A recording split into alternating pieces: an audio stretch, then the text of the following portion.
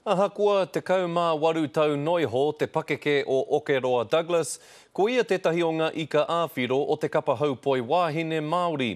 Ko ia tētahi o ngā kaitākaro o te kapa I whakaihu wakarā I te whakataetai Oceania Cup I te rātau. Nā reira ko te haipapa nui hei kawe māna I tēnei tau, he arahi I te kapa, kia toa anō ai rātau. He taiohi te āhua, he mātātahi te pakeke, engari he tau tōhito ki te kēmu haupoi. I timatau ki te tākoro I te wā ono aku pakeke. Te kaumāwhitu tau noiho te pakeke o Okeroa I tana urunga tuatahi ki te tīma wahine haupoi Māori o Aotearoa.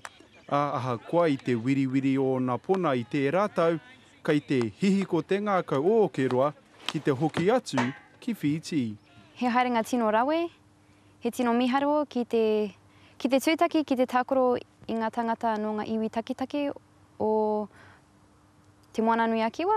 Ahakoa ko te tēnehi kē te kēmu e mōhiotia whānui tiana te whānau Douglas, ko te mahi tahi I roto I te kēmu haupoi, te āhuatanga e tino rata ana ki a Okeroa.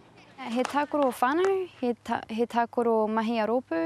He āko ngā Okeroa I te kura kaupapa Māori o te kautū, ko tana hiahia kia tatū atu ia ki te whare wānanga o Waikato a te rātau.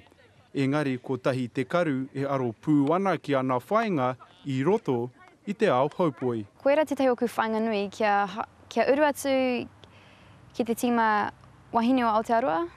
Ka tīmata te whakatinanatanga o taua whainga ki Fiji ki te whakataetai Oceania Cup. He te Gardner, te karere.